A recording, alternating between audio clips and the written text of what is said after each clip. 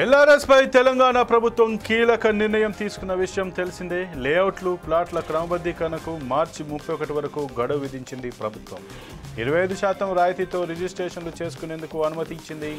LRS పై deputy CM బట్టి విక్రమార్క, మంత్రులు పొంగులేటి శ్రీనివాసరెడ్డి, శ్రీధర్ బాబు ఇటీవలే సమీక్ష నిర్వహించి రాష్ట్ర వ్యాప్తంగా గత 4 ఏళ్లుగా ప్లాట్లు కొనుగోలు చేసిన వారికి కూడా క్రమబద్ధీకరణకు అవకాశం ఇవ్వాలని నిర్ణయించారు.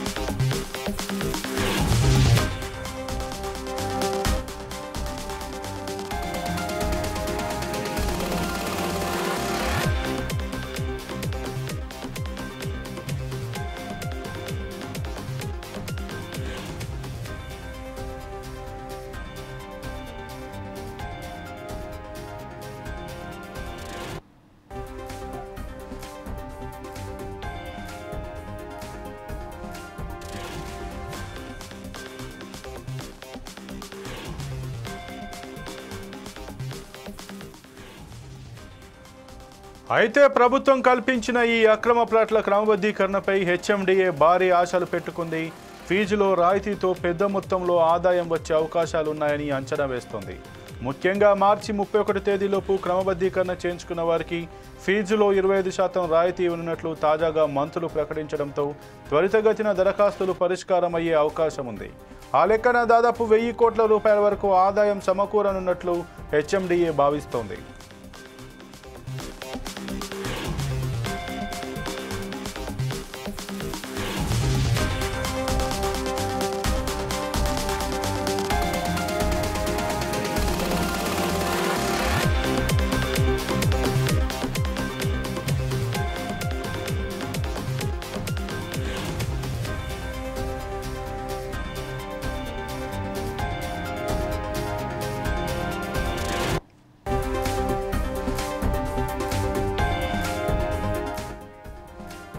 ఇక హెచ్ఎండిఏ పరిధిలోని 7 జిల్లాల్లో దాదాపు 1337 లేఅవుట్లలో 3.20 లక్షల గ్రామ పంచాయతీ ప్లాట్లు ఉన్నాయి. వాటిలో అధికారులు ఇప్పటికే 1,00,000 ప్లాట్ల దరఖాస్తులను పరిశీలించారు. తాజాగా ప్రభుత్వం రాయితీ ప్రకటించిన నేపథ్యంలో చాలామంది ముందుకొచ్చి క్రమబద్ధీకరించుకునే అవకాశం ఉంది.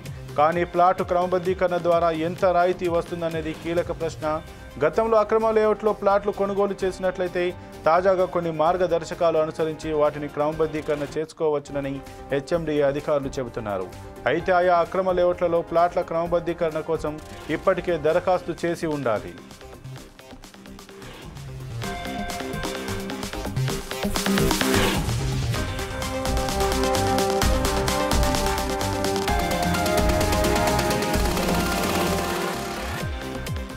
ఇక అంతేకాకుండా సంబంధిత లేఅవుట్లో కనీసం 10% ప్లాట్లు అమ్ముడై ఉండాలి.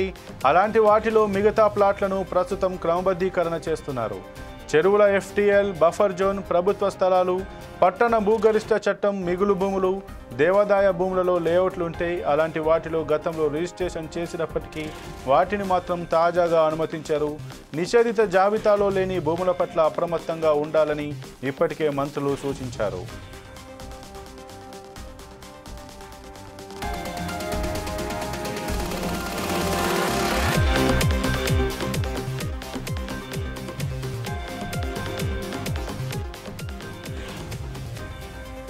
సబ్ రిజిస్ట్రార్ కార్యాలయాల వద్ద చెల్లింపులు జరిపి ప్లాట్లను రిజిస్ట్రేషన్ చేసుకోవాలని ఎల్ఆర్ఎస్పై సమీక్ష జరిపిన మంత్రులు సూచించారు.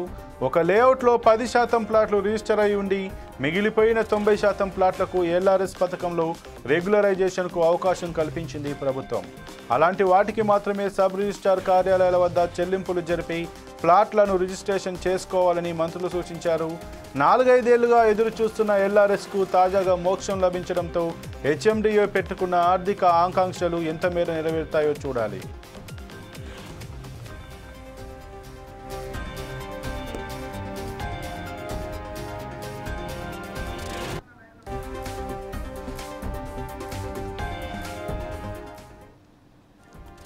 ఇక ఇదే అంశానికి సంబంధించి మరింత సమాచారం మా స్పెషల్ కరెస్పాండెంట్ ప్రసన్న మనకు లైవ్లో అందుబాటులో ఉన్నారు. ప్రసన్న, చెప్పండి, ఏదైతే ఇప్పుడు ప్రస్తుతం తెలంగాణ గవర్నమెంట్ తెచ్చినటువంటి ఎల్ఆర్ఎస్ స్కీమ్కి సంబంధించి ఇప్పటి వరకు హెచ్ఎండిఏకి సంబంధించి 7 జిల్లాల్లో ఎన్ని అనధికారిక లేఅవుట్లు ఉన్నాయి, అందులో ఎంతవరకు ఫ్లాట్లు ఉన్నాయి, ఆ ఫ్లాట్లలో ఏవేవి ఇప్పుడు ప్రస్తుతం క్రమబద్ధీకరణ చేసుకునే అవకాశం ఉంది? సంపత్, తెలంగాణ రాష్ట్ర డిప్యూటీ సీఎం బట్టి విక్రమార్క, అదేవిధంగా రెవెన్యూ శాఖ మంత్రి పొంగులేటి, అదేవిధంగా శ్రీధర్ బాబు మినిస్టర్, వీరు ఈ ఎల్ఆర్ఎస్ పైన సమీక్ష నిర్వహించాలని చెప్పవచ్చు. ఇది గతంలో 2020లో ఉన్నటువంటి ఎల్ఆర్ఎస్ స్కీమ్కి అప్పుడు ఎవరైతే అప్లికేషన్లు కట్టుకున్నారో, ఎవరైతే రెగ్యులేషన్ కోసము వెంచర్లు 10,000 రూపాయలు అప్లికేషన్ ఫీజు, అదేవిధంగా ప్లాట్ యజమానులు ఒక్కొక్కరు 1,000 రూపాయల చొప్పున ఏదైతే మొత్తం 1,00,000 అప్లికేషన్లు వచ్చాయని చెప్పి హెచ్ఎండిఏ పరిధి లోపల చెప్పడం జరిగింది. వారికి అవకాశం కల్పించి దానికి రాష్ట్ర ప్రభుత్వము 25% రాయితీ కూడా కల్పిస్తున్నట్టు కూడా చెప్పడం జరిగింది. అయితే ఇప్పుడు మొత్తము హెచ్ఎండిఏ పరిధి లోపల సుమారు 2,000 వరకు అక్రమ వెంచర్లు ఉండగా దాంట్లో 1,350 వెంచర్లు రెగ్యులరేషన్ కోసము 10,000 రూపాయల చొప్పున కట్టి అప్లికేషన్ పెట్టుకుని తెలుస్తూ ఉన్నది. అదేవిధంగా దాని లోపల 10% రిజిస్ట్రేషన్ అయ్యి లీగల్గా సేల్ డీడ్ అయ్యి మిగిలిపోయినటువంటి ప్లాట్లు జీపీ లేఅవుట్స్ ఏవైతే ఉన్నాయో అవి సుమారు 3,20,000 ప్లాట్స్ ఉన్నాయని చెప్పేసి హెచ్ఎండి అధికారులు లెక్కలు వేయడం జరిగింది. దాంట్లో 1,00,000 అప్లికేషన్ రావడం జరిగింది. అంటే వీరు సుమారు 1,00,000కు ఒక్కొక్క ప్లాట్ విస్తీర్ణం ప్రకారంగా రెగ్యులేషన్ ఫీజు కూడా పెట్టడం జరిగింది. 500 గజాల ప్లాట్ మనం తీసుకుంటే స్క్వేర్ మీటర్స్ కనుక మనం తీసుకుంటే కనుక స్క్వేర్ మీటర్కి 750 రూపాయలు ఫీజుగా హెచ్ఎండి అధికారులు నిర్ణయించడం జరిగింది. అంటే ఒక 500 స్క్వేర్ మీటర్లు అంటే 600 గజాల ప్లాట్ ఓనర్ కనుక రెగ్యులేషన్ చేసుకోవాలనుకుంటే కనుక సుమారు 3,75,000 రూపాయలు చెల్లించాల్సి ఉండగా దాంట్లో ఎంతవరకు రాయితీ వస్తాయని చెప్పేసి ప్రజలు ఎదురు చూస్తూ ఉన్నారు. అయితే ఎల్ఆర్ఎస్ స్కీము ఏదైతే తీసుకొచ్చారో అప్పుడు ఉన్నటువంటి కేసీఆర్ ప్రభుత్వం లోపల రెవెన్యూ శాఖ కేసీఆర్ వద్ద నుండే ఉన్నప్పుడు ఈ ఎల్ఆర్ఎస్ స్కీమ్ తీసుకురావడం జరిగింది. ఎల్ఆర్ఎస్ స్కీమ్ యాక్చువల్గా ఏమిటంటే ఏదైతే అనధికార లేఅవుట్లు జీపీ లేఅవుట్లు కానివ్వండి, లేకపోతే ఫామ్ ల్యాండ్ వెంచర్స్ కానివ్వండి, ఇతర ఏవైతే వెంచర్స్ ఉన్నాయో వెంచర్స్లో అనధికారంగా ఉన్నటువంటి వెంచర్లను క్రమబద్ధీకరించడానికి ఈ స్కీమ్ తీసుకురావడం జరిగింది. అయితే ఈ స్కీమ్ వల్ల అంతిమంగా ప్రజలకు భారం పడతా ఉందని చెప్పేసి ప్రజలందరూ అంటూ ఉన్నారు. అందుకోసం ఇంతకుముందు కేసీఆర్ ప్రభుత్వం ఉన్నప్పుడు పెట్టినప్పుడు కూడా అంత ప్రజల నుంచి స్పందన రాలేదు. ప్రజలు ఎవరైతే ప్లాట్ కొన్నారో డెవలపర్స్ దగ్గరికి వెళ్ళి ఏదైతే ఈ డబ్బులు కట్టాల్సిన బాధ్యత డెవలపర్స్ ఉండగా ప్రజలను ఎందుకు అడుగుతున్నారు, కస్టమర్లు ఎందుకు అడుగుతూ ఉన్నారు, అప్పుడు మొత్తం మా దగ్గర డబ్బులు తీసుకోవడం జరిగింది మీరు, మరి ఇప్పుడు మమ్మల్ని ఎందుకు కట్టమంటున్నారని చెప్పేసి లేఅవుట్ చేసిన వారి దగ్గరికి వెళ్ళి గొడవలు పెట్టుకోవడం కూడా జరిగింది. కానీ ఇప్పుడు ప్రభుత్వం ఏదైతే రాయితీ ప్రకటించిందో రాయితీ ప్రకారంగా మరి ఏ వరకు ఇది విజయవంతం అవుతుందని చెప్పేసి చూడాల్సి ఉంది.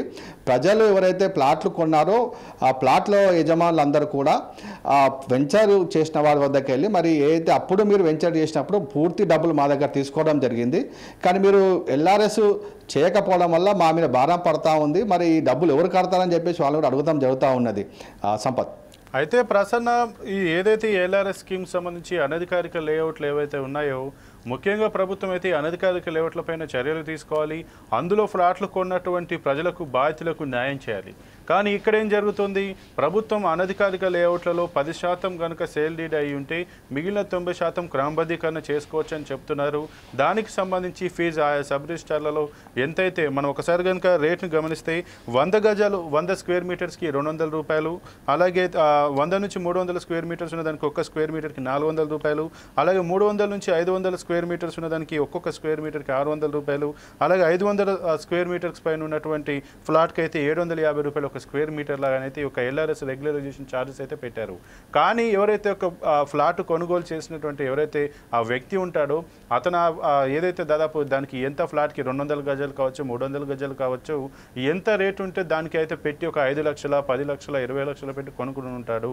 ఇప్పుడు ఆ లేఅవుట్లో కొనుక్కున్న తర్వాత కూడా ఆ లేఅవుట్కి పర్మిషన్ లేదని చెప్పి మళ్ళీ రెగ్యులరైజేషన్కి కూడా ఆ బాధితుడే తన యొక్క ఈ అమౌంట్ను చెల్లించాల్సి అన్న దాన్ని బట్టి మరి ప్రభుత్వాలు ఆ వెంచర్ నుంచి కట్టించాలి కదా, వెంచర్ వెంచర్ పైన కొరడా వేయాలి కదా, వెంచర్ వ్యక్తి నుంచి వసూలు చేయాలి కదా.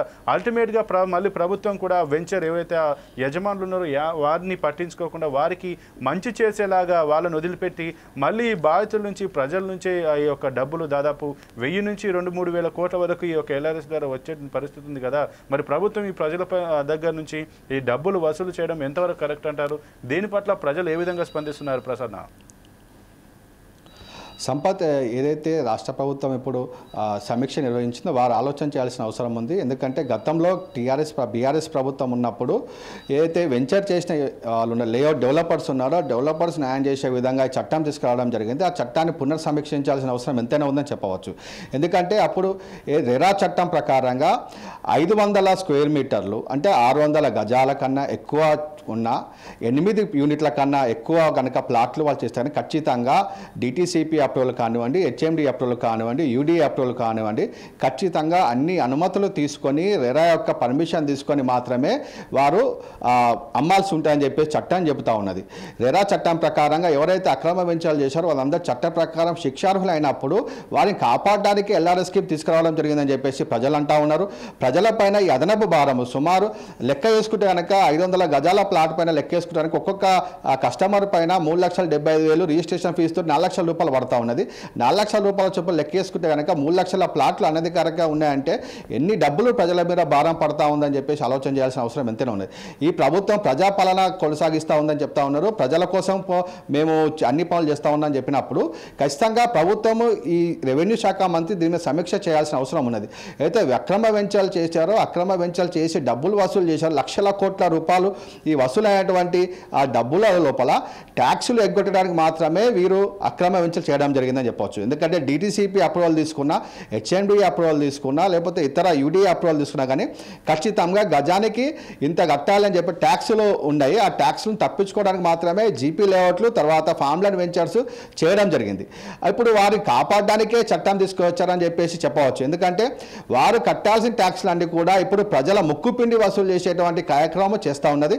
ప్రభుత్వం దీనిపైన ఖచ్చితంగా పునఃసమీక్ష చేసి ఎవరైతే అక్రమ వెంచర్లు చేశారో వారిపైన చట్ట ప్రకారం చర్యలు తీసుకొని వారి వద్ద నుంచి ఈ డబ్బులు వసూలు చేయాలని చెప్పేసి ప్రజలందరూ కూడా కోరుతూ ఉన్నారు. సంపత్, అయితే ప్రసన్న, మనమైతే ఈ ప్రభుత్వం అయితే ప్రజాపాలన ప్రజల సంక్షేమం కోసం ప్రభుత్వాలు అయితే పాటుపడుతూ ఉంటాయి. కానీ ఈ కొత్త ప్రభుత్వం వచ్చిన తర్వాతకైతే ముఖ్యంగా మొదటగా హైడ్రా నుంచి మొదలు పెడితే హైడ్రాలో అధికారులే పర్మిషన్లు ఇచ్చారు, ప్రభుత్వమే పర్మిషన్ ఇచ్చింది, బ్యాంకులు లోన్లు ఇచ్చాయి. బాధితుడు ఇష్టపడి ఆయననైతే ఏమి తెలుసుకోకుండా నమ్మి అక్కడ ఇల్లు కొనుక్కున్నాడు, ఇల్లు కట్టుకున్నాడు. దాదాపు 50-60 లక్షలతోటి ఇల్లులు కట్టుకున్న వ్యక్తుల యొక్క ఇల్లులను కూల్చేశారు. అంతిమంగా నష్టపోయింది మాత్రం ఆ యొక్క ప్రజలు, సామాన్య సగటు వ్యక్తి. ఆ బ్యాంకు వాళ్ళు ఇతని పైన మళ్ళీ EMIలు కట్టాలని ఒత్తిడి చేయడం. ఆ అధికారులు ఎవరైతే పర్మిషన్ ఇచ్చిన అధికారి బాగానే ఉన్నాడు, ఎవరైతే లేఅవుట్ వేసి అమ్మినటువంటి ఆ యజమాని అలానే బాగానే ఉన్నాడు. కానీ అంతిమంగా నష్టపోయింది అక్కడ ఒక బాధితుడు, సామాన్య సగటు జీవి. మళ్ళీ అతనికి ఎటువంటి ఆ పరిహారం ఇవ్వలేదు, అతనికి ఎలాంటి భరోసా ఇవ్వలేదు, అతని మానాన్ని అతను వదిలేశారు. మళ్ళీ ఇక్కడికి వచ్చినట్టు ఏవైతే ఈ యొక్క అనధికారిక లేఅవుట్ల విషయానికి వస్తే పర్మిషన్లు లేకుండా వెంచర్ వేసేంత వరకు అప్పుడు ఉన్నటువంటి అధికారుల యంత్రాంగం ఏం చేసింది, అక్కడ వాళ్ళు ఫ్లాట్లు సేల్ చేస్తుంటే అక్కడ అప్పుడు ఉన్నటువంటి సంబంధిత అధికారులు ఏం చేశారు, DTCP అధికారులు ఏం చేశారు, HMD అధికారులు ఏం చేశారు, వాళ్ళు ఫ్లాట్లు వేశారు. ఆ ఫ్లాట్లు వేసినట్టు అప్పుడున్నటువంటి LP నెంబర్ ఏదో చూపించేసి మేము ఇది పర్మిషన్ తీసుకున్నామని చెప్పి ఆ ఒక్క వ్యక్తులను మభ్యపెట్టి ఫ్లాట్లు అయితే సేల్ చేసుకున్నారు. ఆ యజమానులు అవతల పడ్డారు. ప్రభుత్వం అధికారులు కూడా ముడుపులు తీసుకున్నారు, వాళ్ళు నిర్లక్ష్యంగా వదిలేశారు. కానీ ఇప్పుడు అంతిమంగా అప్పుడు ఆ ల్యాండ్కు ఒక 15 లక్షలు 20 లక్షల ఫ్లాట్కి 200 గజాలకు 300 గజాలకు ఆ సగటు వ్యక్తి పెట్టుకున్నాడు. ఇప్పుడు మళ్ళీ దీన్ని రెగ్యులరైజేషన్ చేసుకోవడానికి కూడా మళ్ళీ అతనే భరించడం, మళ్ళీ ఈ యొక్క యజమానులను ప్రభుత్వం చూడనట్టు వదిలేయడం, ఇవన్నీ ఏ రకంగా చూడొచ్చు ప్రసన్న? ఎందుకంటే అంతిమంగా బలైపోతుంది ప్రజలే, సామాన్య సగటు జీవి.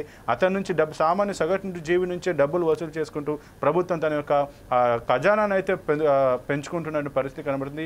మరి ఈ విధాన్ని, ఎందుకంటే ఇటు కార్పొరేట్ శక్తులకు కావచ్చు, ఇటు ఎవరైతే మేనేజ్మెంట్ యజమానులు కావచ్చు, ప్రభుత్వం కొమ్ము కాస్తుంది కానీ సగటు జీవులను మాత్రం విస్మరిస్తూ వాళ్ళ దగ్గర నుంచి ఇంకా డబ్బును దండుకునేటువంటి ప్రయత్నం చేస్తున్న నేపథ్యంలో ఇప్పుడు ఏదైతే ఈ LRS స్కీమ్లో ఈ యజమానుల నుంచి ప్రజలు ఎవరైతే బాధితులు ఉన్నారో వాళ్ళు యజమానుల నుంచి వసూలు చేయండి, మేము ఎందుకు కడతామన్న ఒక క్వశ్చన్ కూడా వస్తున్న నేపథ్యంలో ప్రభుత్వం ఏ రకంగా స్పందించే అవకాశం ఉంది ప్రసన్న? లేదంటే ప్రజలు దీన్ని రెగ్యులరైజేషన్ చేసుకుంటారా, లేదంటే అలానే వదిలేస్తారా? మరి ఎలాంటి పరిస్థితులు వచ్చేటువంటి అవకాశం ఉంది ప్రసన్న? సంపత్ ఏదైతే ఎగ్జాంపుల్ ఒక 100 ఎకరాల వెంచర్ చేశారనుకోండి, 100 ఎకరాల వెంచర్ లోపల సుమారు 40% రోడ్స్కి, అండర్ గ్రౌండ్ డ్రైనేజ్కి, ఎవెన్యూ ప్లాంటేషన్కి ఇవ్వాల్సి ఉంటుంది. అది అనుమతులు తీసుకుంటే డిటీసీపీ అప్రూవల్ కానీ హెచ్ఎండి అప్రూవల్ కానీ తీసుకుంటే 40% టోటల్ ల్యాండ్ లోపల వారు ఇవ్వాల్సి ఉంటుంది. అయితే ఆ ల్యాండ్ వేస్ట్ చేసుకోవడం ఇష్టం లేక తర్వాత ట్యాక్స్ కట్టడం, ఒక 100 ఎకరాల వెంచర్ కనుక వాళ్ళు డిటీసీపీ అప్రూవల్ చేస్తే కనుక సుమారు వాళ్ళకు ఒక 30 కోట్ల రూపాయల వరకు వాళ్ళకు ఖర్చు ఎక్కువ అవుతుంది.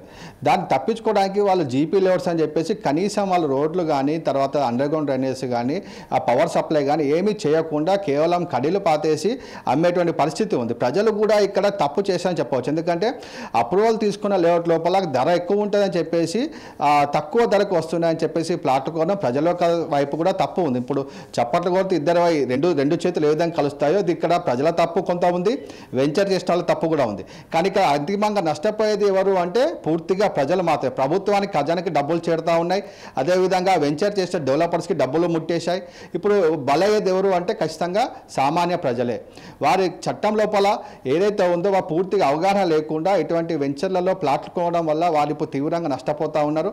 కొన్ని వేల కోట్ల రూపాయలు ప్రభుత్వ ఖజానాకి చేరుతూ ఉన్నా ఆ వేల కోట్ల రూపాయలు ఎవరు జేబుల్లోంచి పోతున్నాయని చెప్పేసి ప్రజలు ఆలోచనలు చేయాల్సిన అవసరం ఉంది.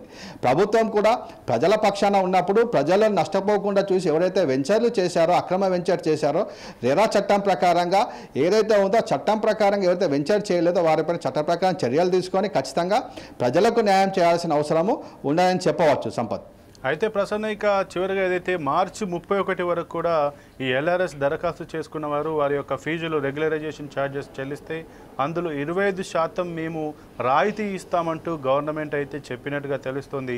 మరి గవర్నమెంట్ మేము రాయితీ ఇస్తాము, మీరు ఫీజు చెల్లించండి రిజిస్టర్ ఆఫీస్లో అంటూ కూడా చెప్తుంది తప్పించి ఎవడైతే ఆ వెంచర్ వేసిన వ్యక్తి దగ్గర నుంచి మేము వసూలు చేస్తాము, అతని దగ్గర నుంచి అతన్ని మేము శిక్షిస్తాం, అతనిపైన కఠిన చర్యలు తీసుకుంటాం చట్ట ప్రకారం అంటూ మాత్రం గవర్నమెంట్ చెప్పట్లేదు. మీరు మోసపోయారు, సో దాన్ని మీరు కప్పిపుచ్చుకోవడానికి, దాన్ని కరెక్ట్ చేసుకోవడానికి మాకు డబ్బులు కట్టండి మేము చేసేస్తామని చెప్పి డైరెక్ట్గా చెప్తుంది తప్పించి మిమ్మల్ని మోసం చేసిన వాడిపైన మేము చర్యలు తీసుకుంటామని గవర్నమెంట్ చెప్పట్లేదు. ఇంకా మీరు 31 వరకు కడితే మీకు 25% రాయితీ ఇస్తామంటూ బంపర్ ఆఫర్ అంటూ కూడా ఒక ప్రకటనలు కూడా చేస్తుంది. దీని ఏ రకంగా చూడవచ్చు ప్రసన్న మనం? ఆ సంపత్ ఏదైతే రెరా చట్టం ప్రకారంగా అక్రమ వెంచర్లు కానివ్వండి, లేకపోతే ఏదైతే అనుమతులు లేని వెంచర్లకి కనీసం ప్రకటనలు చేసినా లేకపోతే మోసపూరితంగా వారు యాడ్స్ చేసినా కానీ ఖచ్చితంగా ఎవరైతే చేసిన వారు ఉన్నారు ఏజెంట్లతో సహా, ఏజెంట్లు కానివ్వండి, వెంచర్ చేసే డెవలపర్ కానివ్వండి, చట్ట ప్రకారం వారు శిక్షార్హులని చట్టం చెబుతూ ఉన్నది. కానీ ఇక్కడ ప్రభుత్వమే చట్టానికి తూట్లు పొడుస్తున్నట్టు కనిపిస్తూ ఉన్నది. ఎందుకంటే అక్రమ వెంచర్లు చేసినటువంటి వ్యక్తులను కాపాడడానికి ప్రజలను బలి చేస్తూ ఉన్నది, ప్రజలపైన భారం వేస్తూ ఉన్నది. ఈ డబ్బులను ఎవరు కట్టాలి? అక్రమ వెంచర్ చేసినటువంటి వ్యక్తులు కట్టాల్సిన అవసరం ఉన్నది. ప్రజల దగ్గర పూర్తిగా డబ్బులు వసూలు చేశారు. గజానికి 10,000 రూపాయలు, 20,000 రూపాయలు, కొన్ని చోట్లనైతే గజానికి 35,000 రూపాయలు కూడా వసూలు చేసినటువంటి సందర్భాలు ఉన్నాయి. అటువంటి సందర్భం లోపల వారు ప్రభుత్వానికి ఖచ్చితంగా డబ్బులు కట్టి అనుమతులు తీసుకోవాల్సింది ఉన్నా కానీ వారు ప్రభుత్వంలోని పెద్దల యొక్క ఏదైతే వెంచర్లు చేశారో వారు రాజకీయ పలుకుబడితోటి లేకపోతే ధనబలంతో ఈ చట్టానికి తూట్లు పోలీసి ప్రజలకు మాత్రము ఇప్పుడు అన్యాయం చేశారని చెప్పవచ్చు. ప్రభుత్వం కూడా వారిపైన చూసి చూడనట్టు ఉండి ప్రజలపైన భారం వేసేటువంటి చర్యలు చేస్తూ ఉన్నారు. దీన్ని మాత్రం ప్రజలు తీవ్రంగా ఖండిస్తూ ఉన్నారు. ఖచ్చితంగా ఈ చట్టం పైన పునఃసమీక్ష చేయాల్సిందే అని చెప్పేసి ప్రజలందరూ కోరుతూ ఉన్నారు. ఏదైతే ప్రజాప్రభుత్వం ఇప్పుడు ఉందో, ఇప్పుడు రెవెన్యూ శాఖ మంత్రి పొంగులేటి శ్రీనివాసరెడ్డి కానివ్వండి, డిప్యూటీ సీఎం కానివ్వండి, రేవంత్ రెడ్డి ముఖ్యమంత్రి కానివ్వండి, ఒకసారి ఈ విషయం పైన ఒకసారి పూర్తిగా పునరాలోచన చేసి ఎవరి తప్పు ఉందో వారిని కట్టే విధంగా చర్యలు తీసుకోవాలని చెప్పేసి ప్రజలందరూ కోరుతూ ఉన్నారు. ఏదైతే ప్రభుత్వానికి వచ్చేటువంటి ఆదాయం ఏదైతే ఉందో ఆదాయంపైన దృష్టి పెట్టకుండా ప్రజల సంక్షేమం కూడా, ప్రజల జేబులోంచి వచ్చేటువంటి డబ్బులను, ఎందుకంటే వారు కష్టజీవులు కష్టపడి చెమటొచ్చి సంపాదించిన పైసలు రెక్కాడితే కానీ డొక్కాడని ప్రజలు, పేదలు 100 గజాలు కొనుక్కుంటే 100 గజాలు అక్రమమైనది అని చెప్పేసి వారి దగ్గర నుంచి డబ్బులు వసూలు చేయడం అనేది తీవ్రంగా ఖండించాల్సిన విషయమే అని చెప్పేసి ప్రజలందరూ కూడా ముక్త కంఠంతోటి ఏదైతే ఎల్ఆర్ఎస్ స్కీమ్ ఉందో ఎల్ఆర్ఎస్ స్కీమ్ మాత్రము డెవలపర్స్ నుంచి వసూలు చేయాలి డబ్బులను, మేమెందుకు కడతామని చెప్పేసి ప్రజలు అంటా ఉన్నట్టు తెలుస్తూ ఉన్నది. సంపత్ అయితే థ్యాంక్ యూ ప్రసన్న.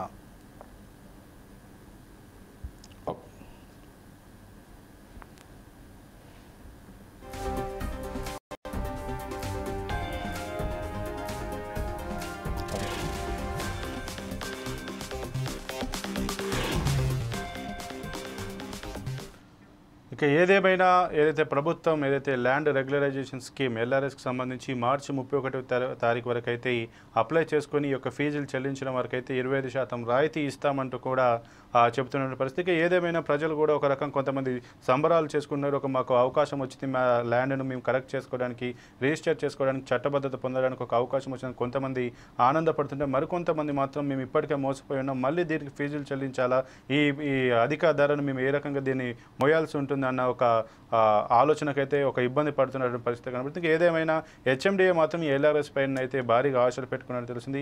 ఈ ఎల్ఆర్ఎస్కి సంబంధించి దాదాపు 1,00,000 ఫ్లాట్ల వరకు అయితే ఇప్పుడు దరఖాస్తు చేసుకున్నట్టుగా, దరఖాస్తును పరిశీలించినట్టుగా తెలుస్తుంది. వీటిని క్రమబద్ధీకరించేందుకైతే ఏదైతే వాళ్ళు ఫీజులు చెల్లిస్తారో దాని ద్వారా దాదాపు 1,000 కోట్లకు పైన ఆదాయాన్ని, ఖజానాన్ని నింపుకునే ప్రయత్నం అయితే చేస్తున్నట్టుగా తెలుస్తుంది. ఏదేమైనా ఎల్ఆర్ఎస్ ద్వారా సగటు సామాన్యుడి జేబుకైతే చిల్లు పడేటువంటి అవకాశం ఉన్నట్టుగా తెలుస్తుంది. ఇది ఇవాళ 4 Sides టీవీ ఎక్స్క్లూజివ్ డ్రైవ్. మరో ఎక్స్క్లూజివ్ డ్రైవ్లో మళ్ళీ కలుద్దాం. చూస్తూనే ఉండండి 4 Sides టీవీ.